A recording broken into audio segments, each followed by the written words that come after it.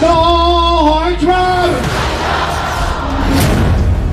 Kuwait में ईरानी हमले का खुलासा, अमेरिकी सेना को भारी नुकसान। ईरान युद्ध और तनाव को लेकर जो हालात इस वक्त चल रहे हैं, उन्हें देखकर लगता नहीं है कि ईरान अमेरिकी शर्तों और ताकत के सामने झुकने वाला है। इंटरनेशनल मीडिया में 2 दिन बाद अमेरिकी अड्डों पर ईरानी हमले से जुड़ी एक ऐसी और जबरदस्त खतरनाक खबर सामने आई जिसने पूरी दुनिया को हैरान कर दिया। अमेरिकी मीडिया ने दावा किया कि ईरान ने 27 और 28 मई को आधी रात में कुवैत में मौजूद अमेरिका के बहुत बड़े सैन्य अड्डे पर भीषण हवाई हमला किया है। अमेरिकी, अरब, इजरायली मीडिया में दावा किया गया कि ईरान ने अपने पश्चिमी इलाके के एक गुप्त मिसाइल अड्डे से फतह 110 बैलिस्टिक मिसाइल से हमला कर दिया। इस रिपोर्ट की फुल डिटेल हम आपको बताने वाले हैं और साथ ही हम आपको ये भी बताएंगे कि ईरान पर हमला करने और ना करने को लेकर के 2 घंटे तक ट्रंप ने जो मीटिंग की थी उसकी डिटेल क्यों नहीं दी जा रही है। दावा तो यहां तक किया जा रहा है कि अब ईरानी जनता भी अमेरिका के खिलाफ तेहरान की सड़कों पर उतर चुकी है। कुल मिलाकर 90 दिन से चल रहा ईरान तनाव अब ऐसे दौर में पहुंच चुका है जहां अब हर हाल में ईरान पर अमेरिका को हमला करना ही पड़ेगा। हम आपको सबसे पहले दिखाते हैं कि ईरान ने कुवैत में अमेरिका के तमाम एयर डिफेंस को चकमा देते हुए अमेरिकी अड्डे पर हमला आखिर कैसे किया और इससे अमेरिका को कितना नुकसान हुआ। कुवैत में तबाह अमेरिकी अड्डा, फतह 110 से ईरान का हमला।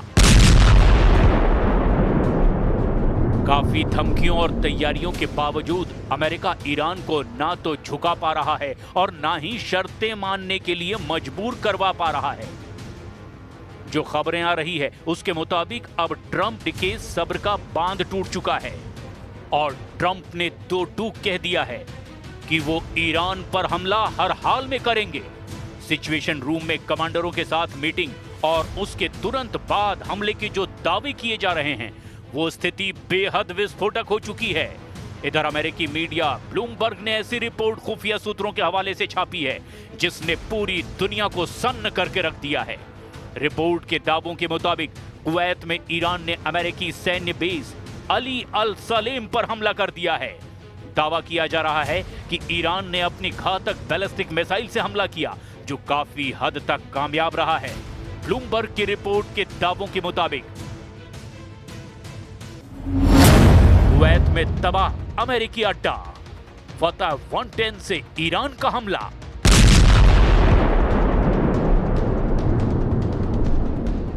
ईरान ने अमेरिकी सैन्य बेस पर ताजा और बड़ा हमला किया है। इस भीषण स्ट्राइक में कई अमेरिकियों के घायल होने की भी खबर है। वहीं अमेरिकी सेना के बेहद आधुनिक और घातक रीपर ड्रोन को भी भारी नुकसान पहुंचा है। दावों के मुताबिक 2 MQ-9 रीपर ड्रोन भी डैमेज हुए हैं। अमेरिकी अधिकारियों ने भी इस हमले की पुष्टि की है। उन्होंने बताया कि पिछले 24 घंटों के भीतर ही ईरान ने कुवैत में मौजूद अली अल सलेम एयर बेस पर बैलिस्टिक मिसाइल से हमला किया है। हालांकि कुवैत के एयर डिफेंस सिस्टम ने ईरान की इस मिसाइल, जिसका नाम फतह 110 है, उसे हवा में रोकने का भी दावा किया, लेकिन मिसाइल का मलबा एयर बेस के अंदर आकर गिरा। मलबा गिरने से अमेरिकी अड्डे को भारी नुकसान पहुंचा है।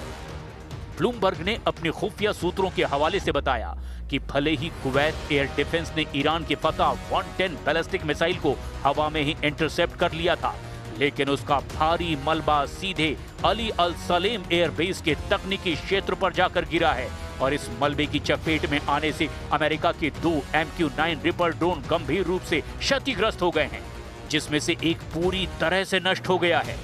रिपोर्ट के मुताबिक $30 मिलियन यानी करीब 250 करोड़ तक है इसकी कीमत। रिपोर्ट में पुष्टि की गई है कि लगभग 5 अमेरिकी सैनिक घायल भी हुए हैं जिनका बेस पर ही इलाज किया जा रहा है। ब्लूमबर्ग, एसोसिएटेड प्रेस, डॉन और द स्ट्रेट्स टाइम्स ने भी कुवैत के अली अल सलेम एयर बेस पर हुए इस मिसाइल हमले पर बेहद गंभीर रिपोर्ट छापी है। सीज फायर का घोर उल्लंघन, यूएस सेंट्रल कमांड यानी कि सेंटकॉम ने इस हमले को बेहद गंभीर बताते हुए इसे युद्ध विराम का खुला और घोर उल्लंघन करार दिया है। So Iran knows very, very clearly what our expectations are, and that's on the negotiating team to deliver. They're coming in our direction. The talks have been productive. I think they know where it needs to go, and I'm quite confident with our president, who makes nothing but great deals. That ultimately it'll be something he's proud to defend. That ensures that Iran, which everyone knows should not have a nuclear weapon, never does. खुफिया reports के मुताबिक ये missile Iran के पश्चिमी हिस्से में स्थित भूमिगत मिसाइल बेस या लॉन्च पैड से दागी गई थी। ईरान इस क्षेत्र से अपनी कम दूरी की बैलिस्टिक मिसाइलों के जरिए खाड़ी देशों में मौजूद अमेरिकी ठिकानों को निशाना बनाता जा रहा है। ईरान के इस्लामिक रिवोल्यूशनरी गार्ड कॉर्प्स यानी कि IRGC ने दावा किया कि उसके बलों ने उस अमेरिकी एयरबेस को निशाना बनाया, जिससे रात में ईरान के दक्षिणी हिस्से खासकर बंदर अब्बास क्षेत्र में हमले किए गए थे। ईरानी सरकारी मीडिया के मुताबिक ये जवाबी कार्रवाई आक्रामक अमेरिकी हमले के खिलाफ थी।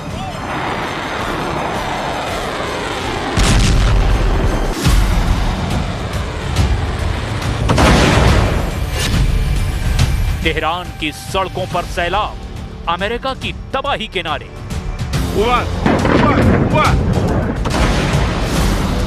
ईरान के आंतरिक खुफिया इनपुट से पता चला कि तेहरान की सड़कों पर कट्टरपंथियों ने प्रदर्शन तेज कर दिए हैं। वे ईरानी वार्ताकारों पर दबाव बना रहे हैं कि अमेरिका के साथ बातचीत में कोई परमाणु रियायत न दी जाए। इसके साथ ही तेहरान में ईरान के सर्वोच्च नेता के समर्थन में जमा हुए लोगों ने अमेरिकी राष्ट्रपति डोनाल्ड ट्रंप की ईरान के साथ संघर्ष विराम को और बढ़ाने की योजना पर भी संदेह जताया। ईरानी अब कह रहे हैं कि वॉशिंगटन पर भरोसा नहीं किया जा सकता और वो अपने लक्ष्य हासिल करने में नाकाम रहा है, क्योंकि दोनों पक्षों के बीच अभी भी मतभेद बने हुए हैं। ईरान की राजधानी तेहरान के इंगिलाब चौक पर प्रदर्शनकारियों ने इस समझौते पर संदेह जताया।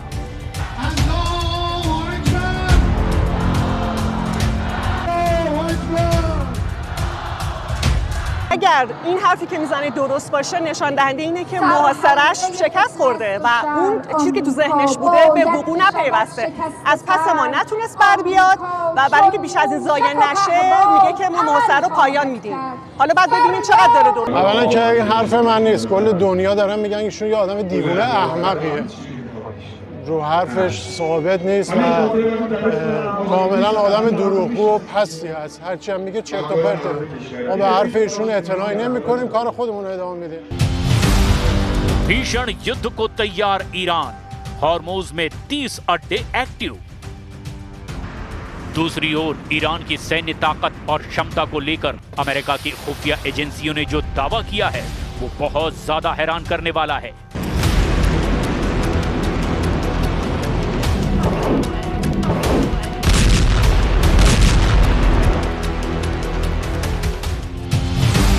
अमेरिकी खुफिया एजेंसियों की एक बेहद गोपनीय रिपोर्ट लीक हुई है, जिसे मई 2026 में द न्यूयॉर्क टाइम्स और कई अंतर्राष्ट्रीय मीडिया आउटलेट्स ने बड़ी हेडलाइंस के साथ छापा है।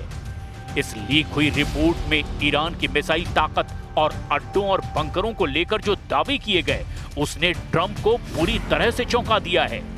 खुफिया रिपोर्ट्स के मुताबिक अमेरिकी खुफिया एजेंसियों का आकलन है कि ईरान के हॉर्मुज इलाके में कुल 33 मिसाइल ठिकानों में से 30 को फिर से चालू कर लिया गया है। यानी ईरान ने अपनी तटीय मिसाइल साइट्स के लगभग 91% हिस्से पर दोबारा नियंत्रण पा लिया है। रिपोर्ट में कहा गया कि इन 33 में से 3 ठिकाने ऐसे हैं जो अमेरिकी इजरायली हमलों में पूरी तरह से तबाह हो चुके थे, जहां ईरान की पहुंच अभी नहीं हो पाई है।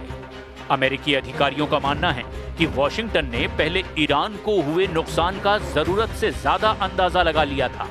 ताजा आकलन के मुताबिक ईरान का 70% मिसाइल आर्सेनल यानी कि जखीरा और लगभग 70% मोबाइल लॉन्चर्स यानी गाड़ियों पर फिट लॉन्चर्स अभी भी पूरी तरह से सुरक्षित और एक्टिव है।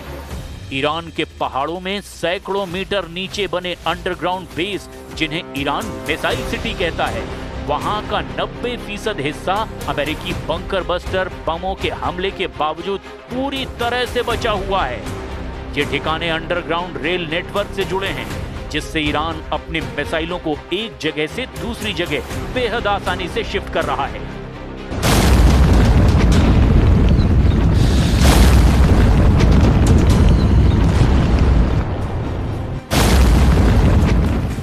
अब ऐसे हालात में देखना होगा क्या ट्रंप 60 दिन तक ईरान पर हमला करते हैं या नहीं, या फिर अगले 60 घंटे में अमेरिका कुछ बहुत बड़ा करता है।